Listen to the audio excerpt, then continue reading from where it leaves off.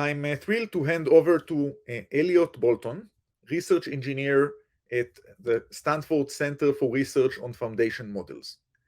Elliot will present Stanford's effort to train foundation models for biomedical NLP, culminating in a 2.7 billion parameter GPT-style model trained on Biomed abstracts and documents in partnership with Mosaic ML. We are very excited to learn more. Over to you, Elliot. Hi, I'm Elliot, and I'm a research engineer at Stanford CRFM, and I'm going to be talking to you today about foundation models for biomedical NLP. So, back in December, we released a 2.7 billion parameter GPT-style model called Biomed LM, and that'll be the major focus of the discussion today. Before moving on, I just wanted to take a moment and talk about the team that brought this together, and it was a combination of graduate students and engineers at Stanford CRFM and engineers and scientists at Mosaic ML. Mosaic ML is a machine learning startup that is trying to provide tools to accelerate training neural network applications. So, I just wanted to start by giving some attention to all those that worked hard to make this model happen. So lately, there's been a lot of excitement about applying language models to the healthcare and biomedical domains. So, for instance, here's a tweet where a Google engineer handed a practice USMLE to ChatGPT and showed that it could pass the USMLE. Basically, he just put the question and the options in the context and looked at what the answer was and showed that it could pass. Then in the middle of December, we released Biomed LM. It was formerly known as PubMed GPT, but we changed the name. And that was able to get a state-of-the-art number on the MedQA task of 50.3. And we were excited to be able to achieve that state-of-the-art, but it only took 10 days for that to be blown away by MedPalm, which got into the high 60s on that task. And MedPalm was a model that was fine-tuned off of Palm, dedicated to performing on the healthcare biomedical space. And so it was kind of funny, like we felt like we had kind of capped the year and we were happy and we had hit the sort of benchmark and we could take a break. And I thought to myself, there's no way anybody's going to release something in late December. But I was completely wrong. And like this huge, paradigm shifting work came out right at the end of December. So that just underscores how quickly this space is moving.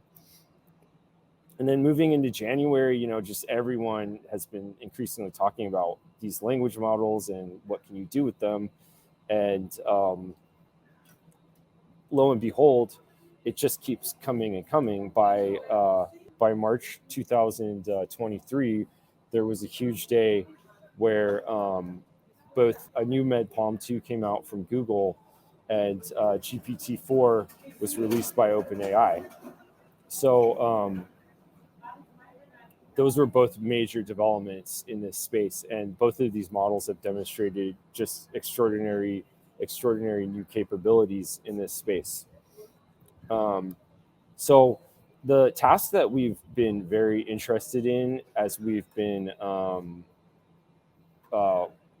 analyzing these models, kind of like the standard task that we've been thinking about is the MedQA task, which is a large collection of USMLE practice questions that have been put into a form that you can use to train models. And the standard, a standard USMLE question, as you may or may not know, is kind of just set up a medical scenario and then ask a question and provide some multiple choice options that are related to that medical scenario. And this graph shows basically how progress on this MedQA task, which has about 1,200 test questions and 10,000 training questions, this graph sort of shows the progress since late November on this task. And if you look at like over the course of a year, there's a very kind of iconic graph in the large language models and code clinical knowledge paper that showed the progress on this task overall. And this new graph that I've made is just literally showing you, since some selected models, this isn't even comprehensive, some select models since late November. And you can see, starting with Dragon, which is a BERT style model that also looks at the link structure in PubMed and looks at data from knowledge graphs, or uses that in its pre-training, was getting a 47.5. And then we were able to get up to 50.3. And then just since the end of December, the large models like MedPalm and GPT-4 have just reached into the 80s. And so it's, we've reached a point, like when we released the model, we felt like, when we were kind of starting to work on this project, we felt like, okay, a smaller academic lab can focus on a domain specific problem and not try to tackle a general English model. And that was sort of the inspiration behind what we were doing.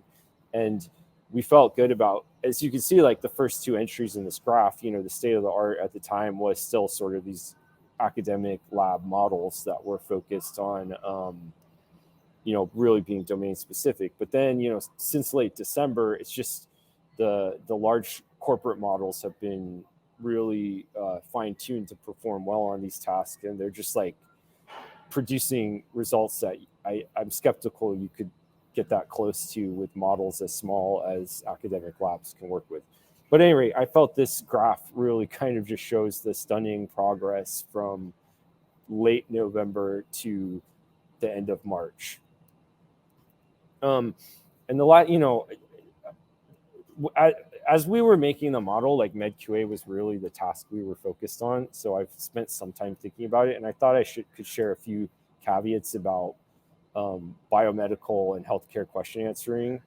MedQA, for instance, only has 4 options when you do the when you look at the question, and whereas traditional practice exams have, or the real exams have many more options than 4. And I believe they removed an option to be compliant with copyright. And also MedQA doesn't have images. So those are something to think about when you see those scores that I showed in the previous slide. That's not like literally taking a practice USMLE like the first slide I showed back in the beginning. And furthermore, there was some real hype and excitement around MedPalm getting a 92.6% on, questions, and questions that humans were judged to get 92.9% on. But I think we should keep in mind that, a lot of those questions were of the form, or I don't want to speak about, some of the questions at least were of the form, were something like, what do night sweats indicate? And you can imagine that Palm must have been trained on, Palm was trained on general web data. So Palm probably must have been trained on, medical FAQ pages. And so you can imagine there's literally an example in the training data that is something sort of like, what do night sweats indicate? And then has a paragraph description answer that's actually good for that question. And that's just, to me, an example of a larger issue that can come up when you're doing these healthcare biomedical question answering benchmarks, is contamination of the test set with training set data. So if the question and the answer are in the training data, that sort of kind of calls into question the extent to which the model is like performing this complex, sophisticated medical reasoning. And it, you know, it might just be like, oh, I've kind of seen a question like that before, and here's what I was supposed to do. And it's sort of just like memorized a good response. And, you know, it's plausible that some of these results on practice USMLE questions are, you know, the practice USMLE questions might be in the training data. And I'm not saying that something like MedPalm or that's affecting MedPalm or GPT-4's results, because we don't know the details of their training data. And I do want to emphasize that GPT-4 literally, they've put in effort to search for whether or not the benchmarks they report on were appearing in the training data. But I just wanted to bring that up as something to think about for people when they're thinking about healthcare and biomedical question answering. And another caveat to think about is, you know, the model may be finding artifacts in the test options for the questions, and just, you know, recognizing, oh, ultrasound tends to be a right answer, and not as much, you know, doing profound logical reasoning and knowledge-based reasoning about the scenario. It may just be, some of it may be like, oh, I kind of know what a right answer looks like for these questions and what the wrong answers look like. But, you know, then again, maybe humans do that when they are taking the test as well. And, you know, ever since I made this slide, the more I've been learning about GPT-4, like, for instance, Microsoft has been really putting out some great analysis of what GPT-4 can do. You know, I'm increasingly not as concerned about the artifact question, because it does just seem like these models are doing incredible things. But for the sake of thinking about biomedical QA benchmarks, those are two issues that can kind of affect the score, both that maybe the question was in the training data, or maybe there's some kind of pattern in how the benchmark was made, and it's more detecting, you know, what a right answer looks like than performing deep reasoning. So next I was going to talk some about Biomed LM. So Biomed LM is the model we released in mid-December. It's a standard GPT style model. It has 2.7 billion parameters, and we built a custom biomedical tokenizer to work with it. And it was trained from scratch on 300 billion tokens of PubMed data using the Mosaic cluster. And it was a pretty smooth training run, and it took us about 6.5 days on their cluster with 128 GPUs to train the model. I think the main things that we picked up from the pre-training are that it did help a lot to pre-train on domain-specific data when you want to perform domain-specific tasks. We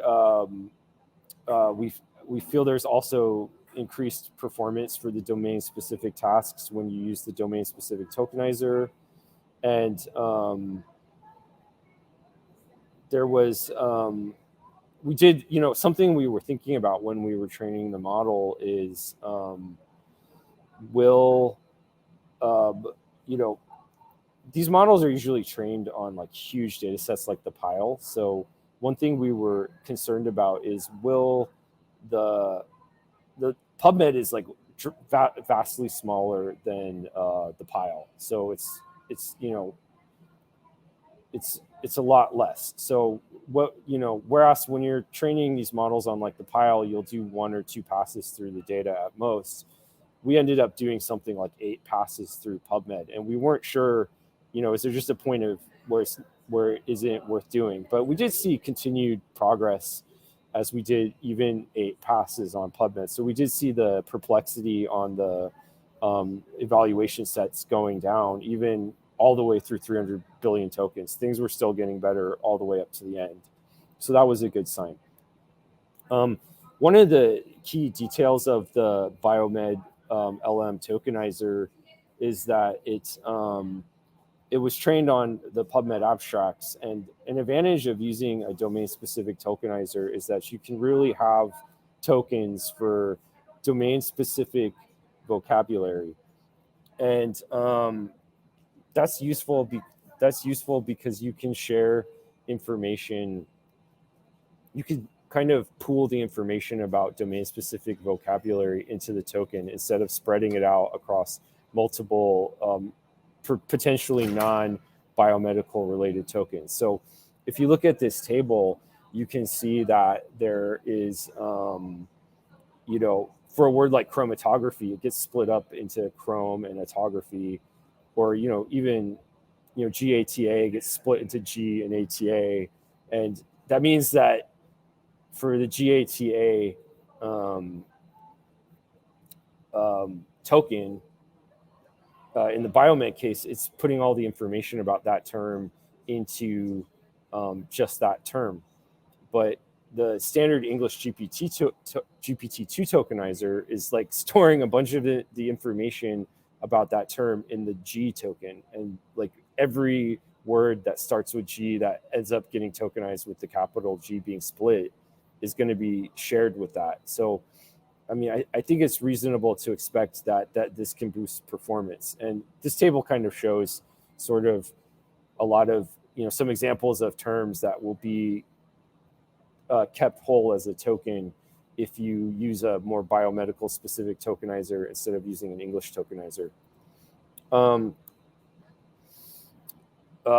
This graph is basically demonstrating the difference between GPT-Neo 2.7 billion and Biomed LM on a collection of downstream biomedical tasks. So as you can see in each case, like the Biomed LM is performing substantially better than the comparable English model that is of the same size. So I feel like this graph can demonstrate that there's a lot of advantage on downstream tasks to training on domain-specific text. So for instance, you can see a jump from 67.1 on BioAsk to 95.7, and on MedQA you can see 37.7 to 50.3. So there generally has been a substantial improvement for downstream tasks for domain-specific downstream tasks if you use domain-specific pre-training data. So to wrap up, I wanted to discuss a few selling points of why you might want to use Biomed LM. So one of the selling points of Biomed LM is that it's customizable. So the code and the model are open source. You can download it. You can get your own copy. You can do whatever you want with it at that point, and you can continue fine-tuning it on your custom data sets and the specific tasks that you care about. And it's easily integrated with Hugging Face. It's a standard Hugging Face GPT-2 model. So that's one aspect of it. Other models you may not be able to easily fine-tune and customize to your specific use case. Another selling point is privacy and security. So you can get Biomed LM and you can download it and keep it on your private cluster, and you can run training and inference in-house. You don't need to, you know, go out to an external service. Like the model can stay on your internal servers the entire time. So in the biomedical healthcare domain, that's, you know, important because you know, you're not allowed to send private patient records out to ChatGPT at the moment. So for an application like that, this could be useful because you can have complete control of the model and never have it leave your, you know, your internal servers. And then the last major point that I wanted to discuss is affordability. Like Biomed LM, both, you know, and I kind of wanted to discuss both, like for your usage and just for practitioners in general. Biomed only has 2.7 billion parameters, so it can get pretty decent performance on a lot of these biomedical tasks. And it only costs us $40,000 to pre-train this model for 300 billion tokens on the Mosaic ML cluster. So that compares with, like, if you wanted to pre-train your own model at the much larger scale and a more general English model, like, you know, the huge models are costing millions of dollars to train. And Another great point is that Biomed LM, you can literally fine tune it on one GPU with 20 gigabytes of memory. So you only need one GPU. I've been able to fine tune models on one GPU. So I think both, using it on a per task basis is cheaper, and it's cheaper to pre-train models like this. So that's it. I just wanted to emphasize that it's customizable, it's good for privacy and security, and it's good for affordability. So thank you all for coming today and listening to this discussion.